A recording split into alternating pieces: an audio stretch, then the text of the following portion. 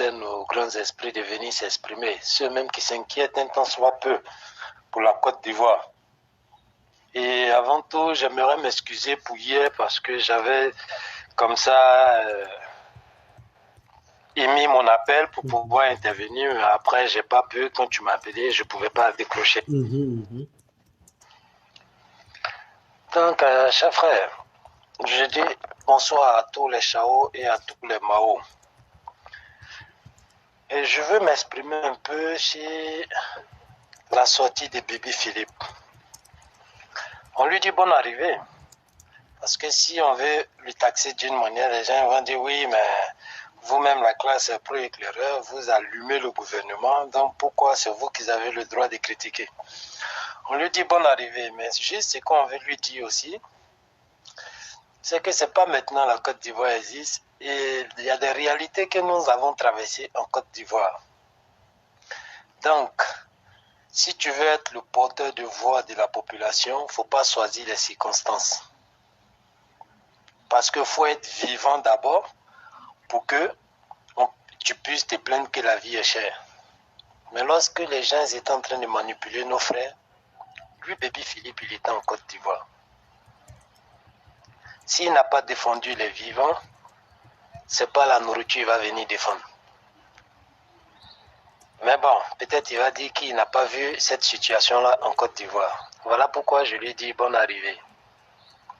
Parce que lui, on nous dit comme ça que les chanteurs sont la voix des trucs de la population. Mais il y a des catégories de chansons qui se sont engagées dans ça.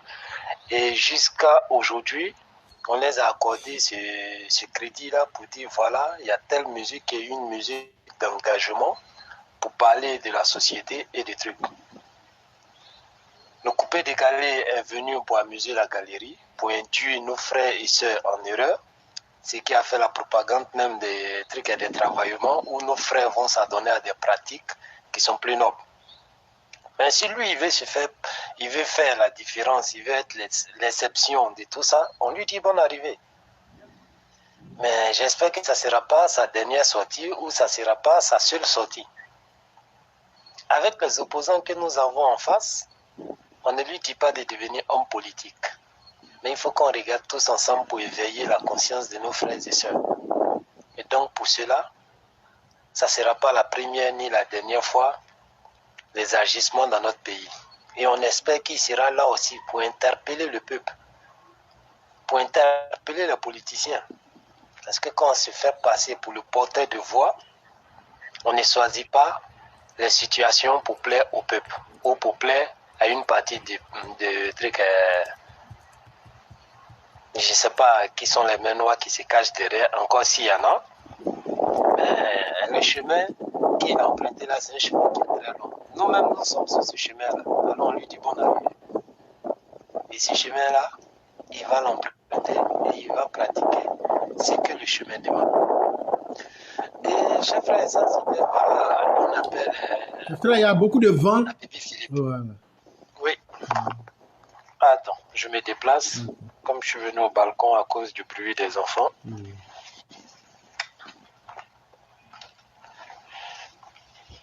Là, c'est mieux? Oui, c'est bon, c'est bon. Ok. Donc, voilà, ça, c'était juste un coucou à l'artiste Baby Philippe. Maintenant, le deuxième truc, chers frères, il faut qu'on se dise la vérité. Certes, on peut faire des reproches au gouvernement, mais à un moment donné aussi, il faut qu'on arrive à interpeller le peuple. Ce peuple-là même qui est habitué à l'assistanat, qui veut toujours être assisté, même dans son combat de dignité, ce peuple-là préfère que quelqu'un d'autre vienne défendre sa dignité à sa place. Pourquoi je dis ça? Parce que le gouvernement, quel que soit ce qu'ils vont faire et quelles que soient nos critiques, parfois quand ils font des trucs, il faut les reconnaître. Le gouvernement a subventionné pas mal de choses. À cause de cette population-là, ce n'est pas à cause des chauffeurs ou à cause des commerçants. Mais c'est à cause de la population, le gouvernement a posé des actions. Mais est-ce que le peuple même a aidé le gouvernement? Lorsqu'on subventionne des milliards par rapport à, c'est-à-dire à amortir des coûts de la vie, pour ne pas que cette population-là puisse sentir, mais la moindre des choses, on met un numéro à votre disposition. Juste signalez-les. Et si le gouvernement a menti ou pas, vous, il suffit juste de signaler. Parfois, c'est des numéros verts qui sont gratuits où vous n'avez même pas besoin d'unité. Mais est-ce que la population fait ça, joue son rôle pour pouvoir aider même le gouvernement à comme ça combattre tous ceux qui profitent d'une petite situation pour augmenter le prix de tout, même quand ce secteur-là n'est pas concerné? La population ne fait pas. On éveille les consciences, on essaie d'interpeller les gens. Mais en retour, est-ce que la population aussi contribue même à ceux qui veulent les aider? Sinon, la population contribue à faciliter la tâche à ceux qui veulent les aider? Question. Voilà pourquoi tout le temps je dis, on ne peut pas construire une grande nation tant que le peuple n'accompagne pas. Et pour que le peuple accompagne, le peuple doit comprendre, doit savoir ses droits et devoirs. On parle de là d'un peuple éveillé, d'un peuple averti. Il n'y a pas besoin d'avoir bac+5 ou d'être intellectuel pour être éveillé ou pour être conscient. Pour savoir ses droits et devoirs en tant que citoyen. Mais qu'est-ce qu'on fait pour aider le peuple, le gouvernement? Je ne dis pas que tout ce qu'ils font est bien. Mais quand est-ce que le peuple même se met en cause pour dire « je n'ai pas joué mon rôle » ? On peut me dire comme ça que oui, même le Premier ministre, de façon lapidaire, ou c'était un truc de façade, il est allé au marché pour contrôler les trucs et tout. Mais s'il y a eu un numéro, toi, celui qui va acheter le kilo de viande à 1000 francs et le lendemain on lui dit c'est passé à 1500, tu ne sais pas alors qu'on te dit le kilo de la viande doit rester à 1200, mais appelle le numéro. Parce que toi, tu t'étais dessus. Aujourd'hui, le monsieur va continuer comme ça. Et à chaque fois quand la situation s'améliore, les gens ils reviennent plus sur les prix. Et là, le gouvernement est encore gentil. Dans les pays développés, chers frères, je prends un exemple sur la France ici. Tu sais c'est quoi qui fait rentrer plus d'argent dans la caisse de l'État en France ici, chers frères? Non. C'est les TVA. Ça fait partie de, je crois, entre 30 et 45% du budget de la France. Les TVA. Et je ne peux même pas te dire combien de millions ou bien de milliards même ce truc-là fait rentrer par jour. Que tu sois régularisé, que tu sois étranger de passage en France ici, ne serait-ce qu'une heure, quand tu achètes quelque chose, il y a TVA là-dessus. Et ce TVA-là, ça c'est pour le gouvernement.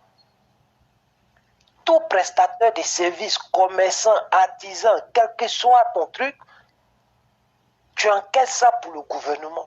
Les impôts, les gens peuvent tricher, ils peuvent faire des fausses déclarations, mais TVA, tu ne peux pas tricher. Mais tout ça, ça vient à partir de quoi? Parce qu'il y a un truc qui a été structuré. Demande à Kadi de partager la glace avec toi. Demain, on va acheter encore. Tu vois, et tout ça, ça vient parce que le gouvernement a structuré les choses. Tu ne peux pas tricher à partir de là. Les factures normalisées. Même quand tu achètes un bonbon, que tu demandes ta facture, le commerçant a le droit de te donner ta facture. Et là, quand ça fait rentrer cette somme, mais le gouvernement sera en mesure d'aider encore plus la population et ça va amener le gouvernement à pouvoir même contrôler le prix des choses en quelque sorte. Mais est-ce que la population joue le jeu?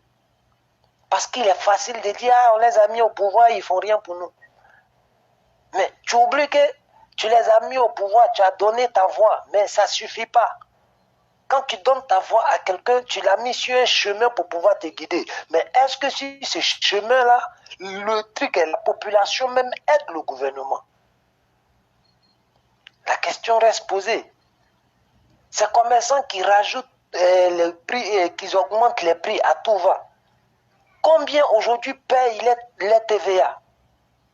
En France, ici, les TVA, c'est des déclarations trimestrielles ou par an. Mais il y en a combien qui payent des TVA? La population lambda, même à part les fonctionnaires, il y en a combien qui payent les impôts? Je ne parle pas des trucs impôts fonciers. Mais impôts en tant qu'individu, il y en a combien qui payent? À un moment donné, il faut qu'on arrive à apprécier l'effort même que le gouvernement fait.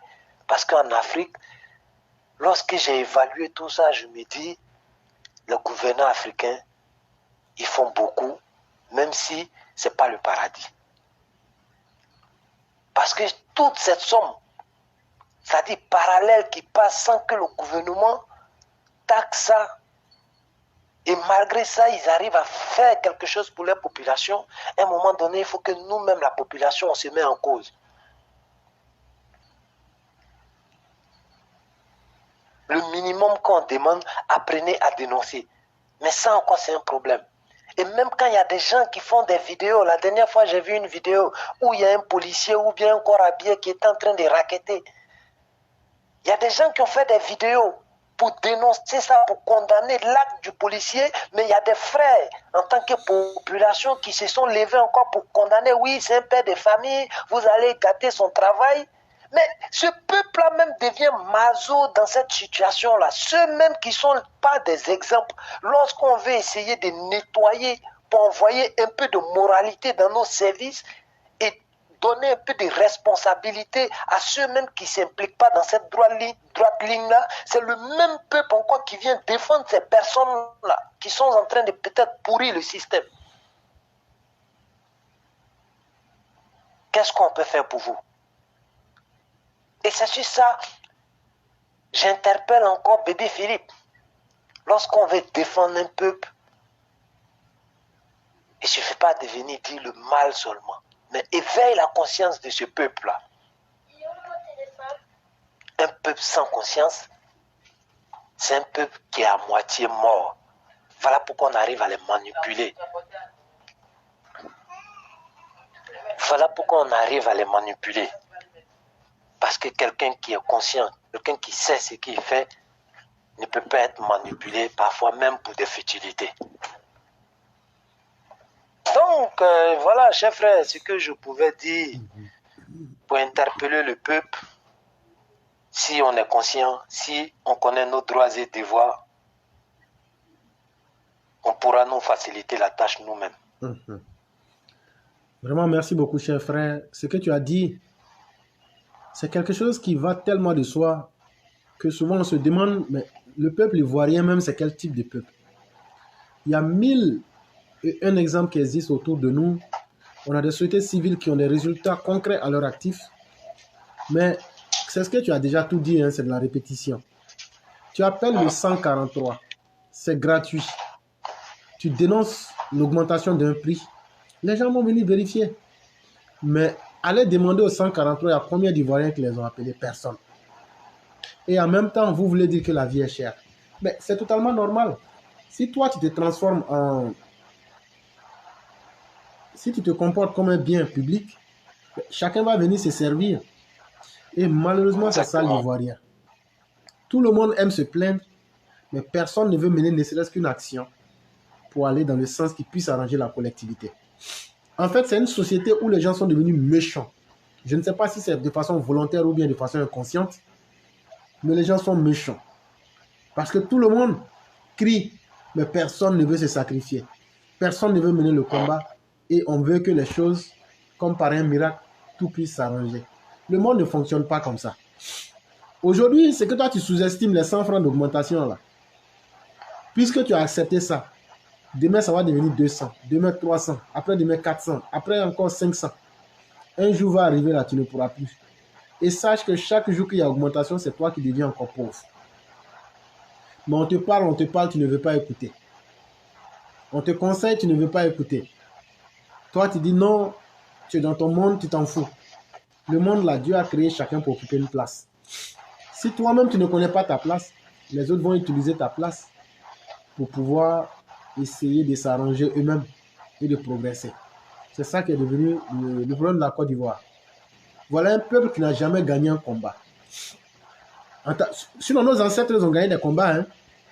Quand on prend les femmes de Grand Bassam, on prend l'histoire de Félix Houphouët-Boigny, on prend l'histoire du RDA, on prend peut-être beaucoup d'autres histoires. Eux, ils avaient cette conscience-là de gagner un combat pour les générations à venir. Mais la génération années 60 jusqu'en 2010, jusqu'en 90, quel combat ces générations-là ont-elles gagné? Mais pour gagner, il faut d'abord même mener un combat. Aucun combat n'a été mené. C'est pourquoi les dirigeants ne peuvent pas vous respecter. C'est pourquoi les dirigeants vous prennent comme des animaux. C'est pourquoi les dirigeants ont le loisir de vous utiliser comme des bambins. Parce que vous-même, là, vous leur donnez l'occasion d'être infantilisés. Vous n'avez pas de ligne rouge à ne pas franchir. C'est totalement normal qu'un dirigeant comme Laurent Gbagbo puisse s'amuser avec votre conscience. Vous êtes comme un peuple qui est drogué et vous dites aux autres, comme je suis sous l'influence de la drogue, prenez les décisions à ma place. En tout état de conscience, vous pensez que je vais prendre une décision contre moi-même? Si toi, tu te mets dans un état de drogué et tu me dis non, éclairé, il faut prendre une décision à ma place, je vais d'abord regarder ce qui m'arrange. Tant que vous allez vous comporter comme un peuple irresponsable, un peuple drogué, et compter sur les autres pour régler vos difficultés, un, ils ne régleront jamais vos difficultés. De deux, ils vont toujours prendre des décisions contre vous. Maintenant, si vous aimez ça, vous pouvez continuer. Mais jusqu'à quand? Je ne sais pas. Mais toujours est-il que c'est vous, les dindons de la foire. Et tant que vous pouvez accepter cette situation-là, ça va continuer. Sinon, regardez toutes les mesures sociales que le gouvernement a mis en place, que j'ai citées ce soir. Et effectivement, il n'y a aucune action de la population qui accompagne cela. Et vous voulez que le gouvernement fasse quoi? Chef frère, allô? Oui. Chef frère, si tu me permets, je vais juste faire une comparaison pour leur montrer combien de fois les gens ici servent de leur ignorance et parfois le peuple même se plaît dans cette ignorance-là. Effectivement. Parce que, non. Chef frère, je prends un exemple. Chef frère, oui. C'est pas parce qu'ils s'y plaisent, hein. C'est en fait de l'irresponsabilité et en agissant ainsi, ils se dégagent psychologiquement en disant « Ah non, ce sont les autres qui ont décidé à ma place. » Mais c'est très dangereux. Parce qu'à force de laisser les autres décider pour toi, là, un jour on va décider où tu dois dormir, où tu ne dois pas dormir. Et qu'est-ce que tu vas faire? Exactement. Voilà pourquoi j'étais en train de faire une comparaison. Celle qui prétend être la voix du peuple, celle qui prétend être société civile, n'est-ce pas elle qui a manipulé des gens hier pour ses intérêts personnels, à les sacrifier, soi-disant Pelcheri Bané. Et depuis lors, quelles sont les actions qu'elle a posées pour demander justice au nom de tous ceux qui sont morts dans cette histoire de désobéissance civile? Non, mais puisque elle-même... En ce moment, elle s'en fout de vous. Non, mais parce qu'il n'y avait pas son intérêt en jeu. Puisque elle-même, dans le rapport qui est sorti, oui. Elle-même, son nom ressort là-dedans. Oui. Son nom ressort dedans en tant que celle-là même qui a aidé à financer les activités subversives. Donc, elle ne peut pas venir se condamner elle-même parce que si elle demande justice, elle sera la première personne à être condamnée. Et ce qui fait le plus mal, c'est que le gouvernement a tous ces rapports-là, mais on essaie de la voir comme si elle n'avait rien fait. Mais, et là encore, elle organise encore une autre marche, je crois, le 19. Et le peuple pense que c'est pour l'intérêt du peuple. Qu'est-ce qu'elle va réclamer ou qu'est-ce qu'elle gagne derrière tout cette semblant de lutte-là au nom du peuple? Et le peuple se plaît. À un moment donné, là, soyez responsable de votre vie. Soyez responsable de votre décision. Parce que tous ces manipulateurs-là peuvent utiliser votre ignorance, votre silence pour avoir les besoins personnels. Et ces indignes-là n'ont plus de moralité, n'ont plus de conscience, n'ont plus de remords. Et c'est là on interpelle le peuple. Et moi, j'interpelle le gouvernement même aussi. Et comme je le dis, même si c'est répétitif, on ne peut pas construire une grande nation avec un peuple qui est à moitié mort par manque d'éducation, par ignorance. On ne peut pas aider des gens qui sont vrais, qui sont disponibles à éveiller la conscience de la population.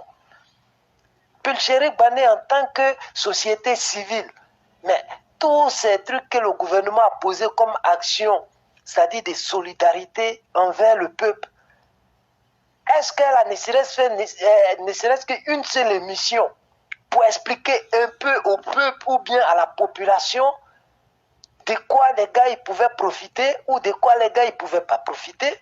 Voici le rôle de la société civile aussi. Mais est-ce que Pilcherek Bané peut faire ça? Non, parce que déjà, elle déteste ce pouvoir-là. Et parce qu'en vérité, vous, le peuple, elle ne vous aime pas. Sinon, faire une sensibilisation en tant que société civile, ne serait-ce que pour interpeller les femmes enceintes pour dire, voilà, à partir de tel mois, c'est gratuit. Les enfants ou bien la couverture maladie universelle. Avec 25 000 francs CFA de cotisation, demain, tu peux être prise en charge, tu peux avoir une réduction sur les médicaments, ce qui va éviter même le peuple à aller acheter des médicaments à Roxy. Tu vas directement aller à la pharmacie parce que tu as une réduction. Ta carte ne pourra pas marcher à Roxy. Mais ça peut emmener le peuple même à quitter dans le faux. Mais est-ce qu'elle peut faire ça? Non, parce qu'en vérité, elle n'aime pas le peuple. Mais ceux qui sont vrais, qui font ça, parfois ils sont combattus par des cyberactivistes, soi-disant ils aiment le RHDP, ils aiment le président, et parfois même, il y a des cartes qui peut-être qui vont nous voir en mouton noir. Nous, on veut vous aider. En tant que des citoyens, on ne regarde pas la distance qui nous sépare de notre nation. Mais on a compris, en tant que des patriotes, nos droits et devoirs. Mais est-ce que, en vérité, ces personnes-là veulent nous aider à pouvoir les aider eux-mêmes? Question. Est-ce que le peuple même veut nous aider à pouvoir les rendre la tâche facile? Question. Si on ne peut que dire au peuple africain.